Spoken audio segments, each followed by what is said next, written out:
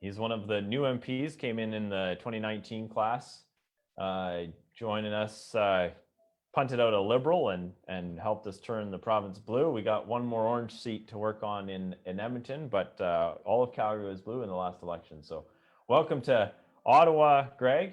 It's been weird joining us here with this COVID first year in, but nonetheless, congratulations on your win, and it's great to have you as part of the team.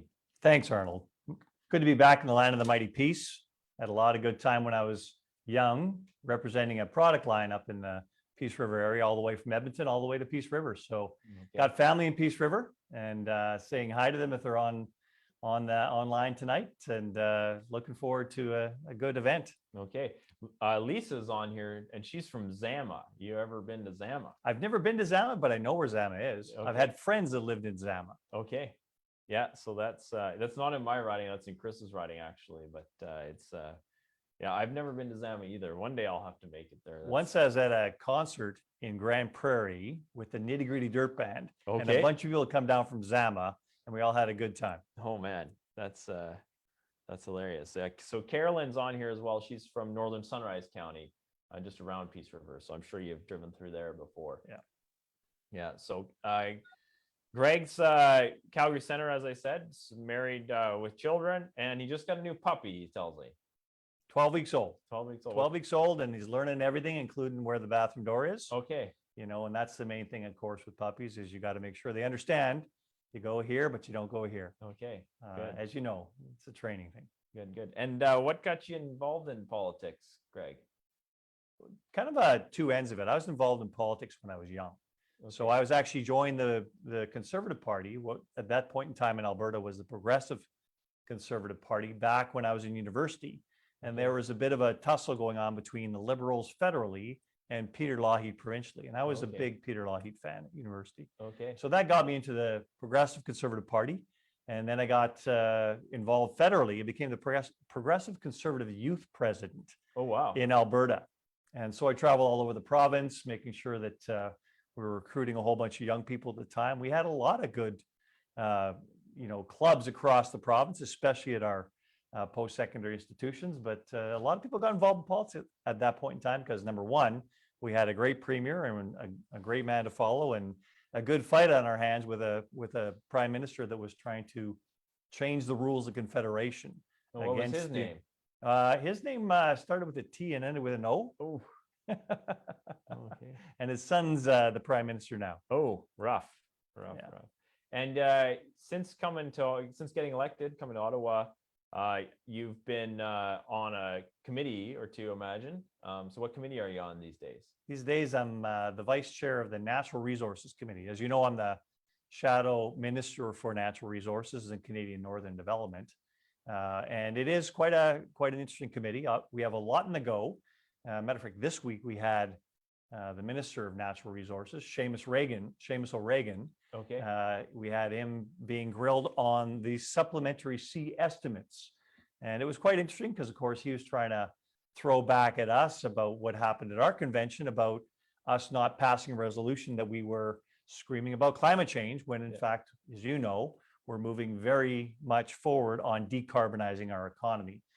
Regardless of what some people are trying to say about us, we're very much focused on the goal here, which is lower carbon emissions, which this government is failing at immensely. We have to make sure that we understand what the objective here is. It's getting carbon out of the energy equation, and we're doing that in spades. We've got all kinds of good policies ahead of us here. Okay. And what are you guys currently studying at that committee? At the committee, study-wise, we're studying critical minerals. And critical minerals, of course, a lot of people associate them with batteries. So you think about lithium and cobalt, although those aren't really critical elements. Okay. Critical elements are things like indium and dysprosium and these sorts of things that are in all kinds of advanced missile systems, communications like your cell phone, and they lead into new technologies. Okay. So China has a bit of a corner on that market right now. 90 to 90% of the world's critical elements are produced by China. The problem with that is every time the price of those critical elements goes up, it justifies opening up these new mines in other parts of the world, and then the Chinese flood the market and more or less make all of those mines uneconomic. So it's one of those commodity plays that go up and go down. And when the market's up, obviously you want to build some mines, but when the market's down, there's no rationale for the mines anymore.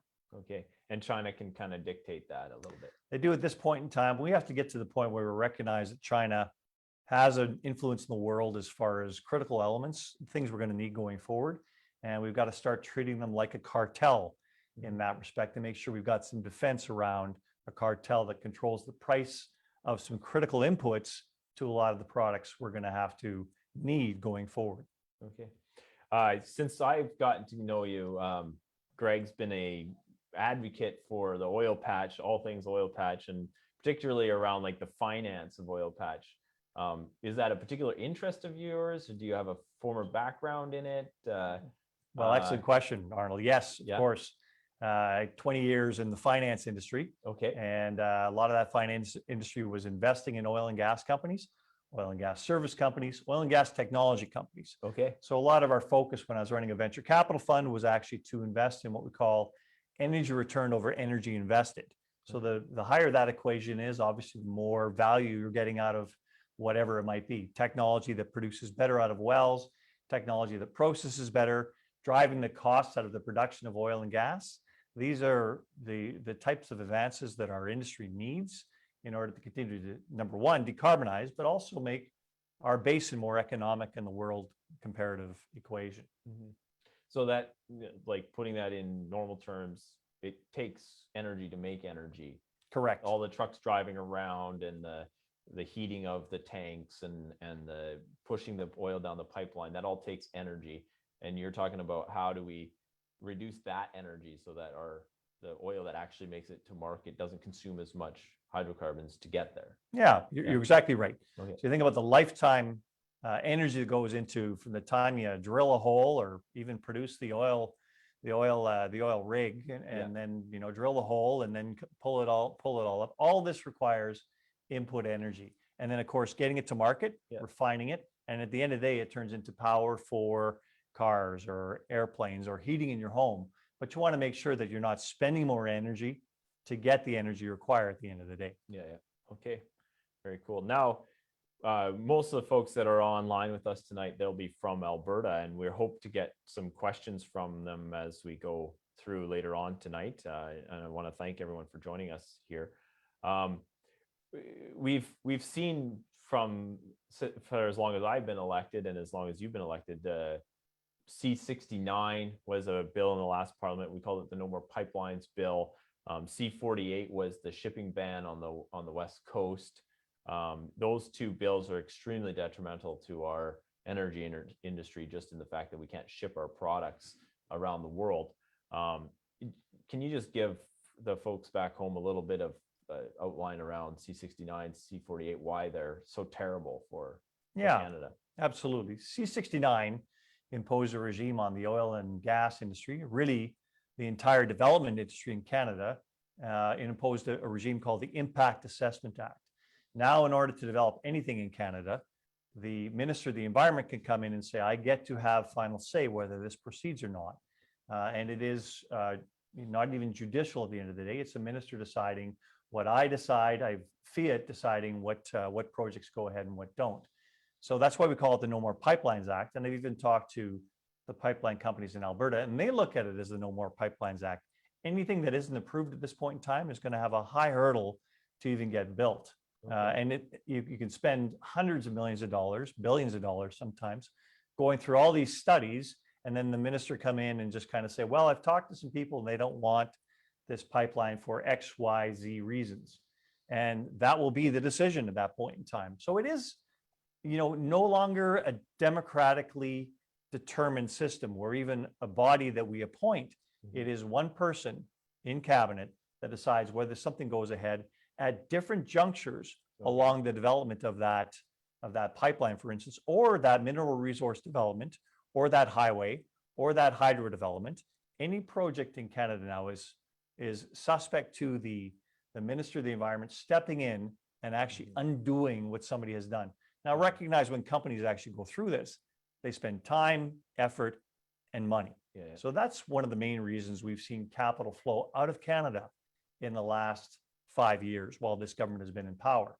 Nobody sees clarity on this. Yeah. Say, okay, if I put my money in here, what's the likelihood of me actually getting through all the hoops that are in the way here and coming out the other side and making the money that's determined by the fact that I actually have to invest in this project?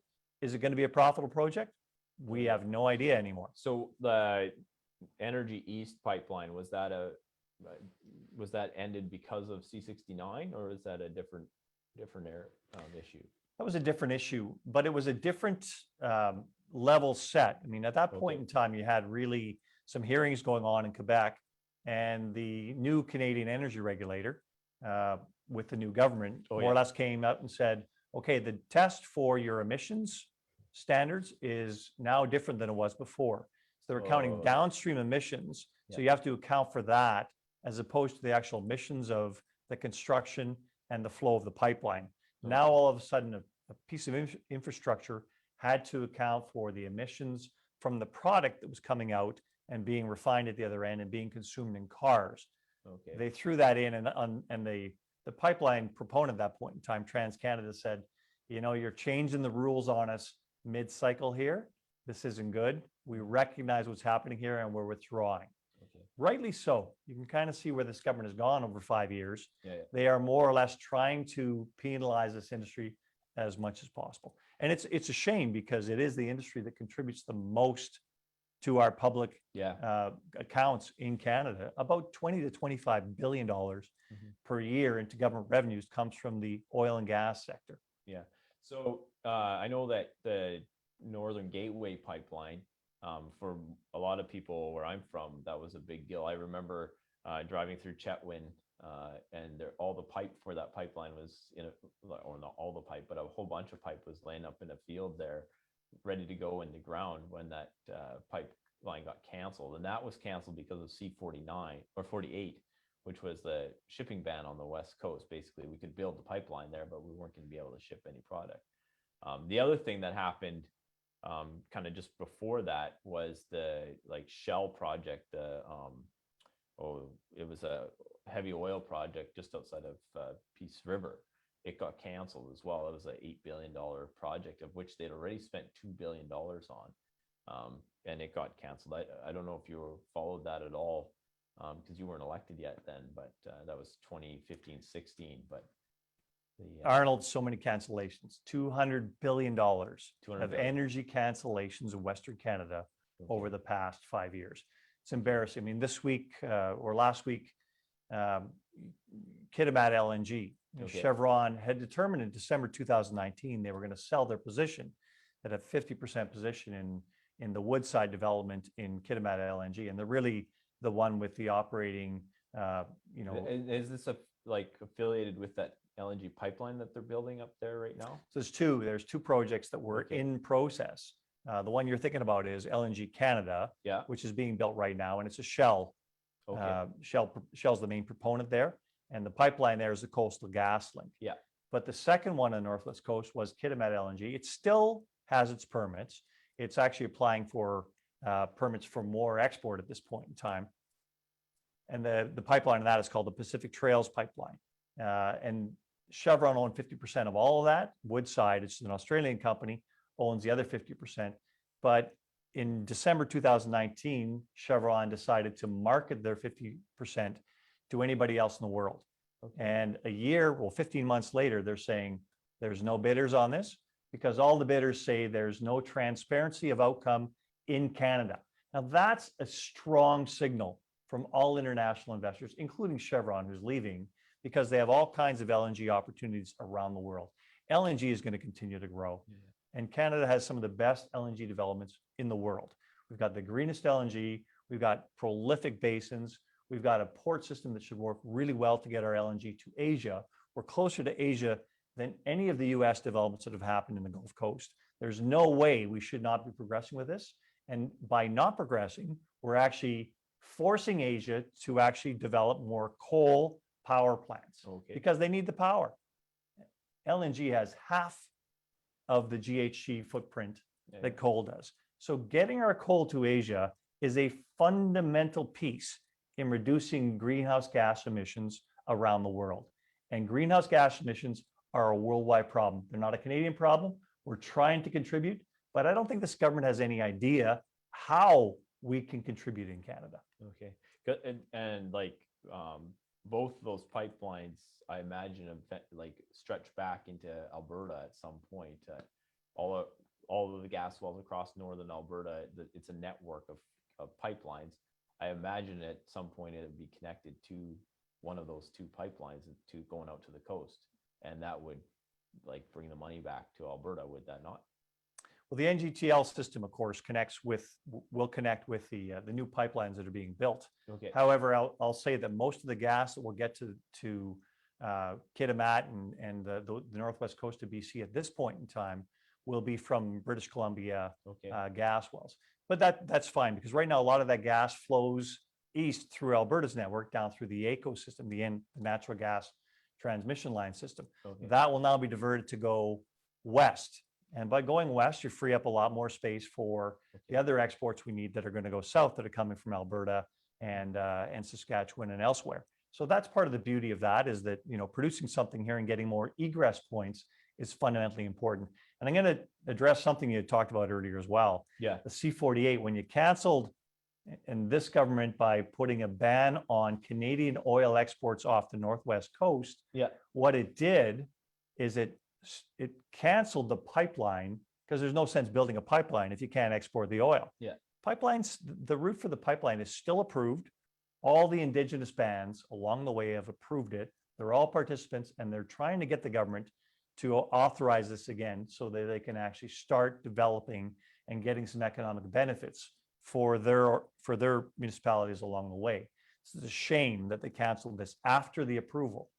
And Enbridge spent years doing that. And again, $1 billion where the government comes in at the last minute and goes, well, you can't do that because even though you went through all the permit process, 209 amendments they're going to have to make as far as addressing all kinds of environmental effects that were possibilities along the way, 209 requirements, and then they just come in and cancel it.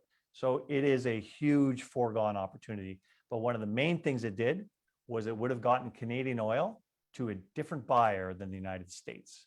By getting offshore the northwest coast, we had access to all kinds of other markets. Now, I think a lot of Canadians don't realize this, but 98% of our exports go towards one market, and that's the United States. I've seen a grid, or I seen an image on Facebook yesterday, where it was like all the oil flowing around the world, and it was like the United Arab Emirates, and it like the lines go out in like 16 different directions, and it starts out as about the same size as Canada, and then it trickles into a whole bunch of countries. Canada, it's just like one pretty solid line that runs straight across to the United States, and then a couple of little lines that trickle off into other areas. And so that was like a telling image to me, like, hey, we like it's all going to the States essentially. Correct. Yeah. So yeah, and my brother and my sister, they both live in Houston, British Columbia, up in the northern part there, and that pipeline would have come right through there, and they noticed a definite, like when that pipeline got canceled, there had been all these trucks that said Enbridge on the side of them cruising around everywhere and getting fixed at the car dealership and stuff like that, and then all of a sudden that was gone, right? And that was very tangible. Like, hey, we noticed that the economic activity all of a sudden dried up, right? So $1 billion being spent in the consultation and environmental assessment, they had noticed it, right? That was for sure. Yeah. It's interesting because, you know, we're an advanced country. We're one of the G7 countries, although our standing as a G7 country has gone down significantly over the last 5 years, unfortunately.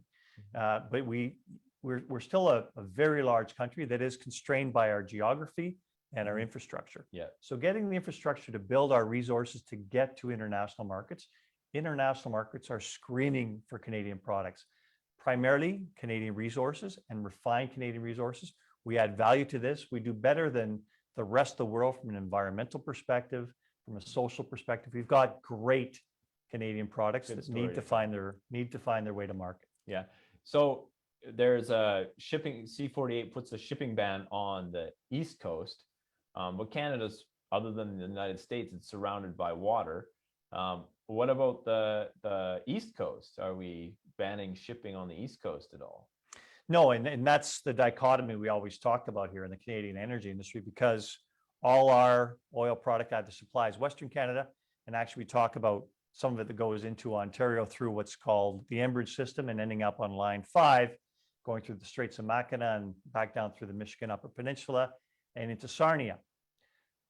But the rest of the Eastern oil either comes up, refined oil from the United States, or it comes in from offshore entities. So Algeria, Saudi Arabia, Nigeria, these are all producing oil that comes into Eastern Canadian refineries, primarily St. John in New Brunswick, which is the largest refinery in Canada. Okay. That is mostly like 99% not Canadian oil that's going to the St. John refinery. They've actually started sending ships all the way through the Panama Canal from Vancouver just to process some Canadian oil, because they do need some heavy oil that goes into every refinery. It's interesting because you think about, you can just cross the country by a pipeline, but no, we'll ship it west, put it on a boat and sail it all around the continent to get over to our ports on the East Coast. And that's the shame about the cancellation of Energy East, is we no longer are really, we don't have the opportunity in the near term to be an energy self-sufficient country. We import a lot of our oil in Eastern Canada. We import a lot of finished oil products in Eastern Canada that we don't have the ability to develop locally. Okay, so we're not shipping our oil out on Northern Gateway. We don't have Energy East, but we are getting this specific LNG stuff. Sounds like something's going on there. What about LNG on the East Coast? Can we ship our our natural gas out east, and can they get some LNG going over there? We should. So the best one that I've seen so far is the GNL project, which is going to be in Saguenay, Port of Saguenay, in northern Quebec. And there's a gazoduc pipeline that's going to extend from the current Trans-Canada system, go through northern Quebec, hook up at Port of, Saguenay, La Baie, I think, and then actually liquefy it and get over to European markets there. Okay. There's another one that's being considered right now, and it's been in the process for a long time. It's overcoming hurdles, and actually it's at the table trying to get some federal assistance, which I hadn't seen before just a couple of weeks ago, that they were looking for some federal loan guarantees now, because they actually did have a guarantee from the German government at the time to get it built. But now I don't think that backs them up fully. We'll see what that looks like at the end of the day. Okay. But that goes through Nova Scotia. And actually it's tricky because it goes through some constrained infrastructure down into the States and back up into Canada. So it crosses the border twice. Oh, wow. So again, it's not a continuous Canadian pipeline. Okay. I know that Germany has been attempting to get off of its energy dependence on Russia. So is that would be why the Germans are backing that project? Or the Germans are smart around the world. So are the Americans. We have to start treating our international relations like we're not a Boy Scout. So the Germans know how to negotiate. They've got number one, over 40% of their on-grid energy comes from coal production, which is heavily polluting. They talk about them being a green economy. They have a lot of wind now. By going off nuclear, which they chose to after the Fukushima disaster several years ago, they've gone back towards more coal, because the wind they have and the solar they have, the so-called alternative energies, do not provide the base load they require in order to power their economy. They also have about 3 times the power costs they used to have when they were powered by nuclear. So their power costs have gone through the roof, much like Ontario, and yet their actual economy is still moving along. So you think about their position as in an insecure world, and Europe is a far more insecure place from a power perspective than North America. They're beholden to Russia to get their gas. Therefore, in the winter, we're providing your power, and here's where you're going to accept that price. They would like diversity of markets as well. So how they play that diversity of markets is up to them. Nord Stream was something that the previous American president didn't want Germany to do, and actually stood in the way of it, and by putting sanctions on companies that were building Nord Stream at that point in time. It's an energy insecure world, and we have a key piece to play in that, and we better start playing it effectively. Yeah, it's because I know, talking with the Hungarian ambassador as well, that's a big project that they've got going on, is to try to get pipelines coming in from the south and the north so they can get off of Russian energy as well. So these countries are interested in our energy, so they don't have to be reliant on Russia. And they're frustrated that we can't get our products out fast enough either. It's fascinating for sure. This LNG project in Quebec, the Saguenay project, this one that's the other one that kind of goes across the border twice. Goldsboro. Yeah. What's it called? Goldsboro. Goldsboro? Goldsboro. Goldsboro. Yeah. This is kind That's of where it ends up in Nova Scotia. Okay. This is kind of the first time I hear of them. Where are these projects at in terms of likelihood to be completed? Well, good question. What they're holding on the one in Quebec, it's called Bureau d'Agence de BAPE, so Public Environnemental. Yeah. So it's a joint environmental committee between the federal government and the provincial government to look at how this affects the energy. And that report has been released to Cabinet, and Cabinet's releasing that report to the public this week. Okay. So the 25th, so 2 days from now. So, and this will be kind of one of the first projects to be assessed under the new C69. Correct. Okay. Yeah. So the pipeline will actually be part of that. Things seem to get approved better at this stage of this part of Canada, and it is about getting clean gas again over to European markets. So we're very thankful for that because this gas will be sourced from Canadian sources and transported all the way across our country and then provided to European markets. A lot of the jobs, of course, will be shared all the way across Canada. And that's a great Canadian project. You think about it, production in one part of Canada, shipping all the way through Canada and shipping, port facilities and shipping it across the ocean to markets that are screaming for the product.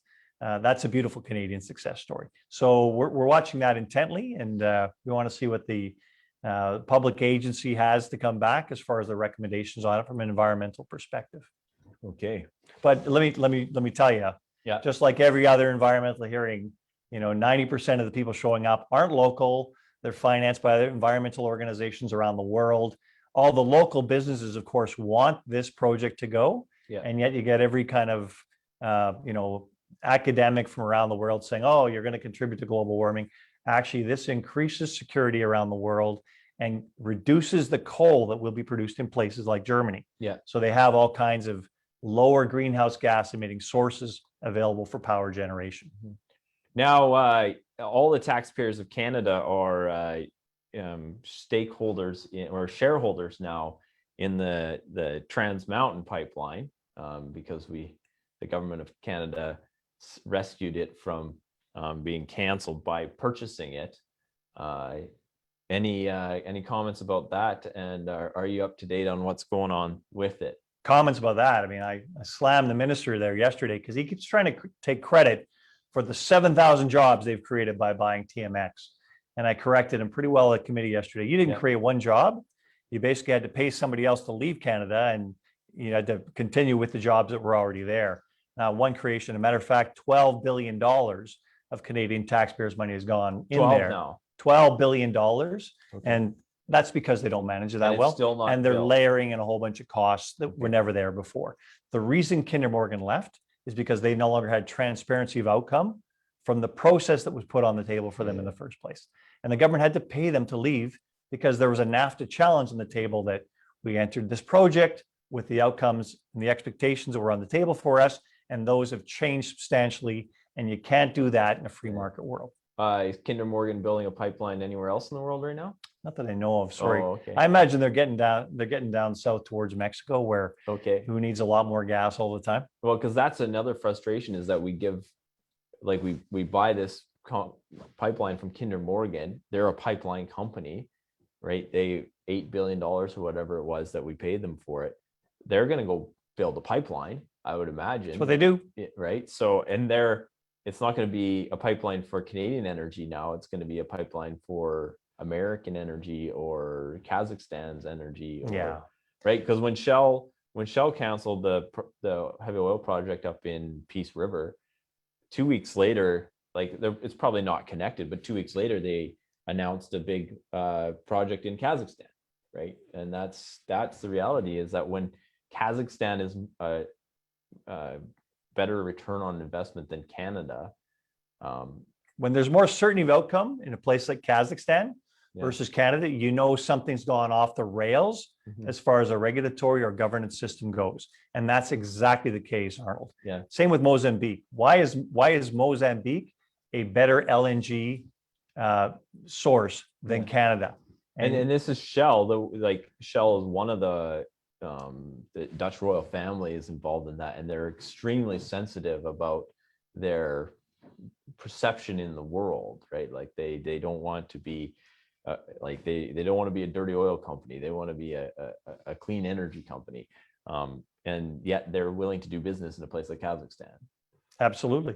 You Yeah. think about where money follows where the business is, and in the end, it's following the return. And that return isn't evident in Canada at this point in time, primarily from a regulatory perspective. We've got great rocks Yeah. with the resources, and then we've got great talent here. We've got an incredibly, well-educated workforce, all kinds of pieces in place, except for one key piece, and that's the regulatory environment and a bad government for development. Yeah. And I'm not being partisan here at all, Arnold. And at the end of the grilling of the minister yesterday at the I don't committee, mind if you're partisan. I basically look, minister, it's a minority parliament. Yeah.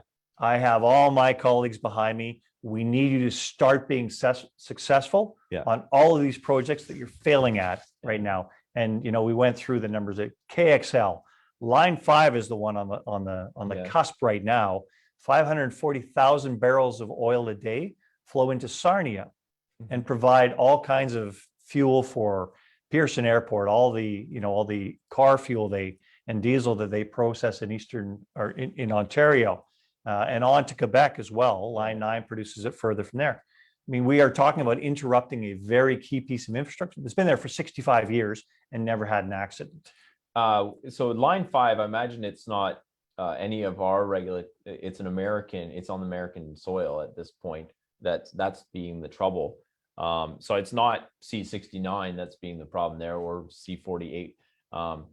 But if I understand it right, we have treaties with the United States that say you can't interrupt this pipeline, and so we could stand on that treaty if my information is correct, which I think it is. Justin's dad actually signed that treaty. Justin's dad and the a senator at that point in time was actually Joe Biden. Joe Biden. Yeah, so he approved the treaty. So it's called the Transit Pipelines Treaty. Okay. And it's set up for exactly that if we flow our products from our country through your country back into our country, that you can't cut it off at some point in time. So it's very specific. Back when treaties were much clearer than they are now. Yeah. And it does indicate that, yes, you cannot interrupt this pipeline.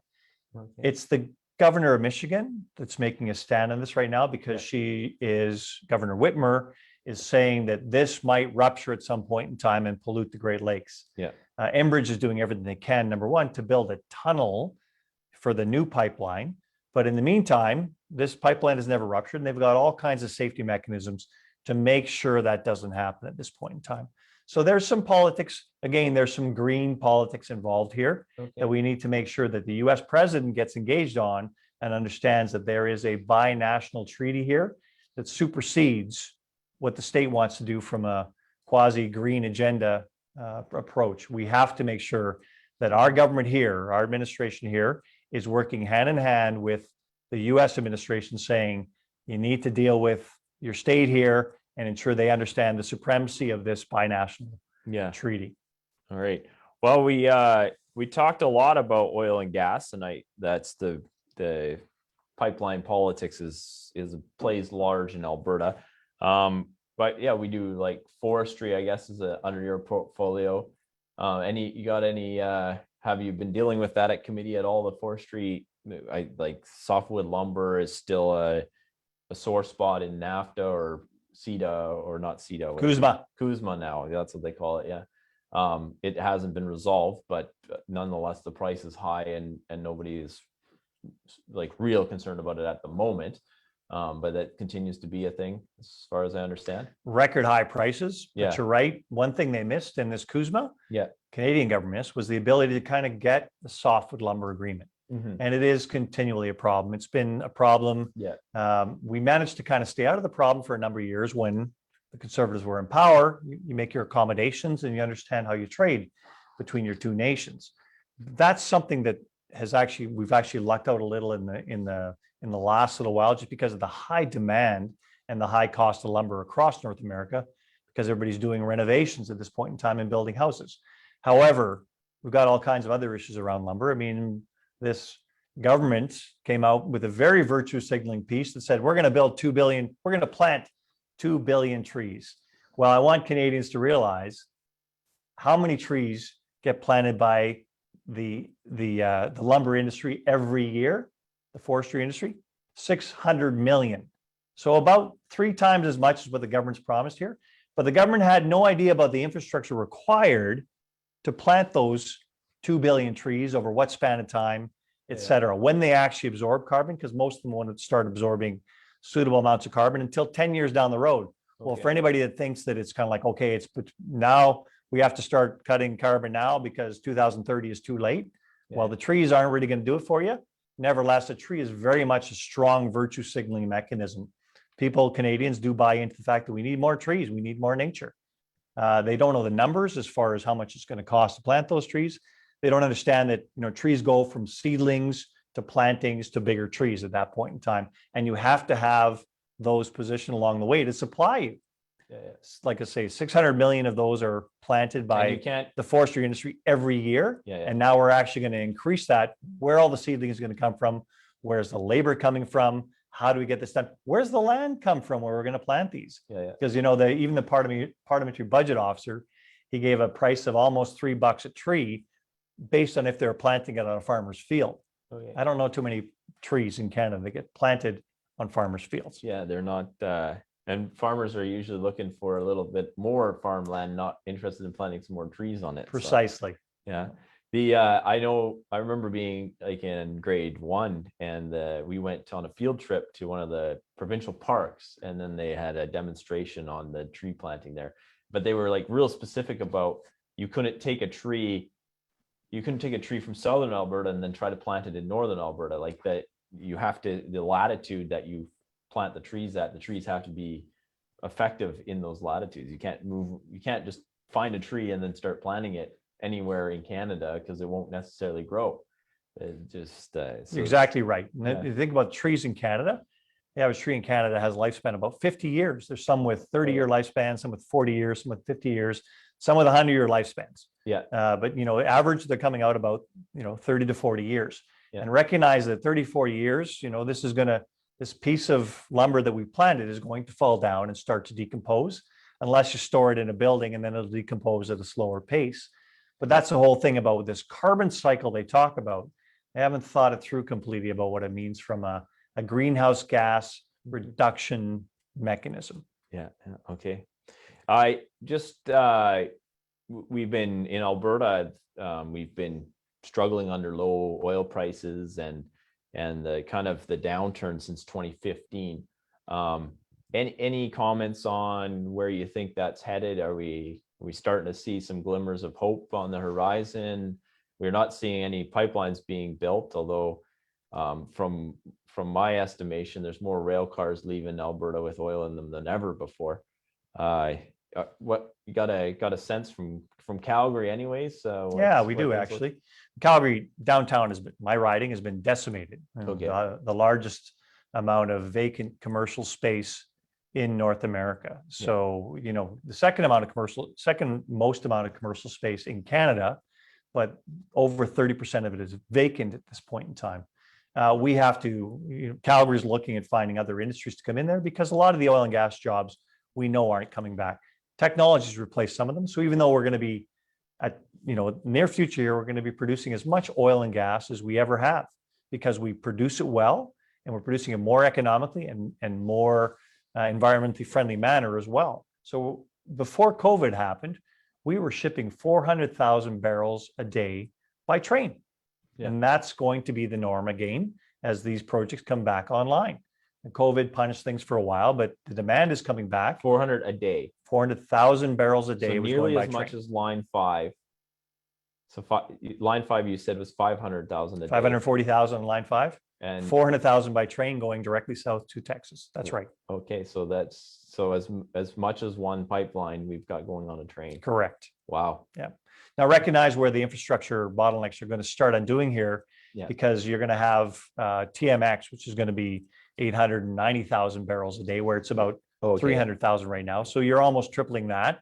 That will be filled, but there's more developments that come. Now, people talk about, okay, we're going to produce more oil from Alberta. We can produce more oil in Alberta. And the issue is it displaces other oils around the world that are less environmentally friendly, less socially responsible, and obviously no advancements coming. And we help the world this way. And I think it's a great success story. Okay. So despite all the actions of the Liberal government, you are seeing some positives coming forward. It's on the ground stuff. Like you talk to, agents for renting space, and they say, yeah, working with some of the companies, we're starting to take more space. Okay. Now that's a little bit of cannibalism, because small companies and financially weak companies have gone under during this bust. Yeah. And there's going to be some swallowing of those assets. And obviously to run assets, you need people. Yeah. Yeah. So I see Carolyn's name is up here on the screen right now. And Lisa, they're both, I think Carolyn's the Reeve and Lisa is a town councilor or a county councilor up there as well. And they, like, their communities have been devastated by the lack of tax revenue given the downturn. So you would say, like, there's hope on the horizon. These companies will start coming back a little bit. Especially in your neck of the woods, Arnold, I can tell you that NGTL expansion, although every time it seems to run into a delay on time with the regulator and the federal cabinet, it is still being built. So NGTL is a way to kind of deblock the bottlenecks that are happening up from the Alberta Montney and getting it both going north and east, but also south along the southwest part is also being expanded.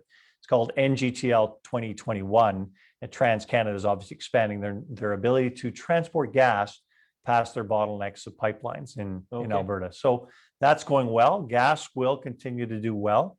You take a look. I've always thought 10 years ago, I thought gas should have been priced at between $5 and $6. Okay. The fact that it's been sub $3 for so long dismays everybody that understands the energy content of gas. It's more environmentally friendly than coal. It's more it's a gas, so it's more environmentally friendly than any liquid or quasi-liquid product. So getting it to market is, number one, more environmentally friendly, but number two, it also has a better heat content for what you're burning. We also love the heat content on it as far as comparing it to other forms of energy, including electricity.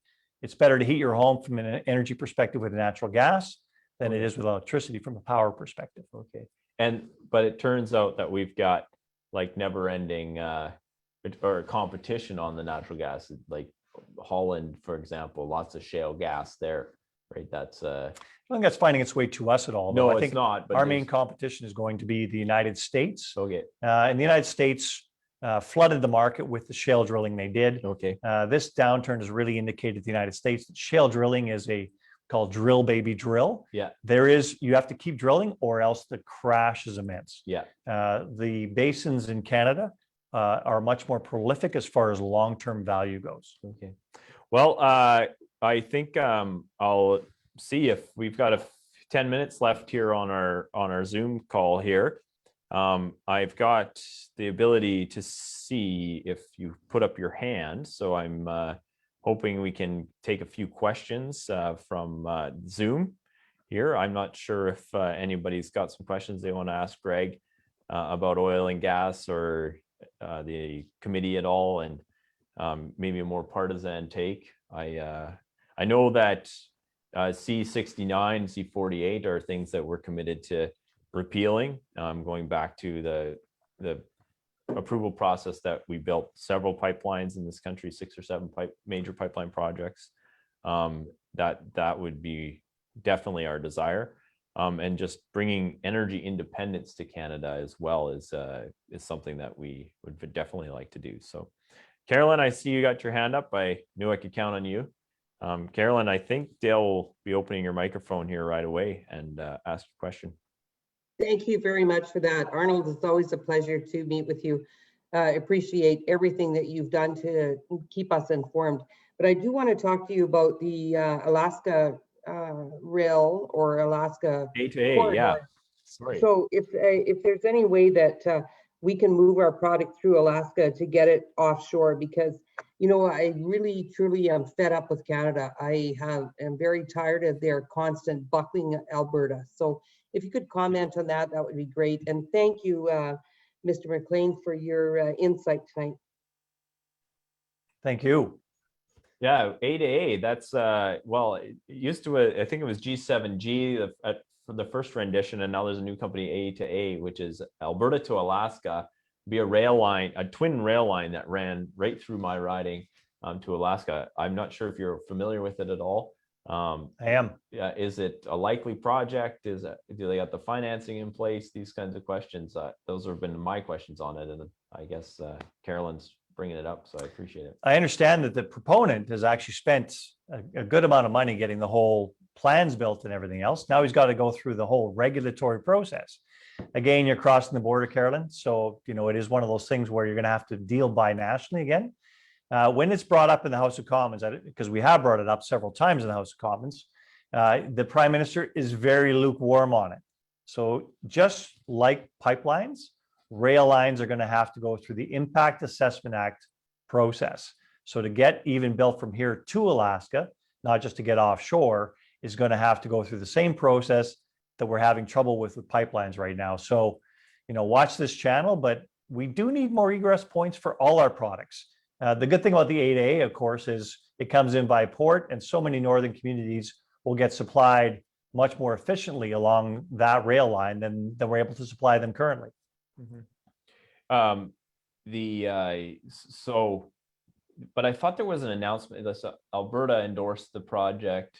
Jason Kenney did a little while back, and I thought that was it the governor of Alaska as well has endorsed it, and maybe even the president. I'm not sure.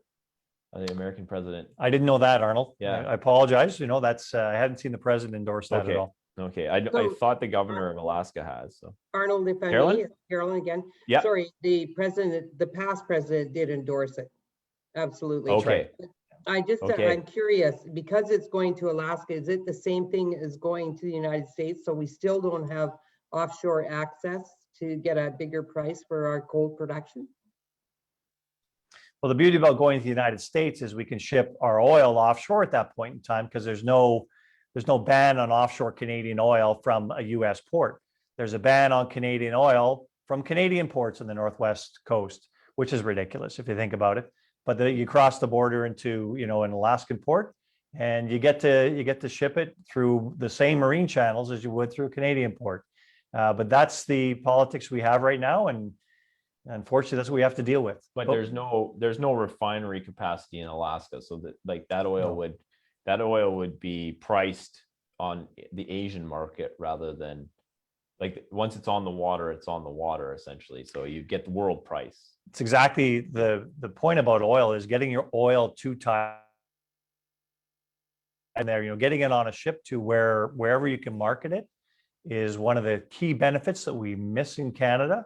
As a result, we take a discount on our oil in Canada that costs us about $16 billion a year. That's wealth we transfer from Canada primarily to the United States. Okay. Is there any other questions? I don't see any hands up there. I'm just going to check the chat here. There were a couple questions. Lisa had to go, and she had a question kind of about making a positive discussion on energy. Okay. Penelope says we produce environmentally friendly oil. Can you explain what makes it environmentally friendly? Yes, I can. You take a look at the greenhouse gas reductions that have happened in the oil sands in particular over the last 20 years. The greenhouse gas emissions have gone down by 30% in 20 years. There's no other industry in North America that's reduced its footprint by 30% in the last 20 years. When I challenged the steel industry on their reductions on their CO2 emissions, likewise with the cement industry. So these are our big emitters. We talk about energy industry.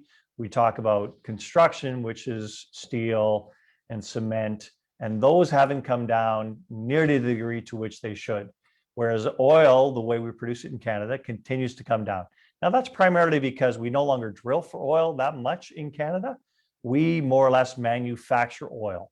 A good portion of our oil comes from the oil sands, and we get better at extracting that more economically and with a lower footprint, with all kinds of technical innovations that happen year by year. That's how we're getting better and better in our energy production. From a social perspective, we also have all kinds of labor practices, all kinds of human rights practices that aren't practiced around anywhere else in the world. So when everybody talks about ESG, Aaron, our leader, actually says in Canada, we're ESGI. We've got the highest environmental standards, we've got the highest social standards, we've got the highest governance standards, and we've got the highest Indigenous benefit standards anywhere in the world. So why not invest here? Okay. All right. Well, Greg, I really appreciate your time tonight and coming out visit Northern Alberta, so to speak. We're in Ottawa right now for the folks that are watching back home, but don't worry, I have a rural Alberta license plate on the front door here. So I like to think it's kind of like an embassy, you know, when you set foot in the office, you're back here in Northern Alberta. So, yeah, you said you used to come fishing, take your fishing pole back and come fishing again. Yeah, we still got lots of fish in Northern Alberta. Okay. So come on down again sometime. That's kind of my theme song there, the High Valley. They're from Lacrete, Alberta, the country music band. And they have a song called Come On Down. And I always tell everybody that's the theme song. So if you go watch the music video for that, actually, you'll see all kinds of vistas from Northern Alberta. Great. Yeah. I'm going to get up there this summer and get some more honey because I need some Northern Alberta honey. Yeah, very good. Well, thanks everyone for joining us. Carolyn, thanks for your questions there. And yeah, until we do this again sometime, please join us on our next one. I think that's in a week or so, another Zoom webinar.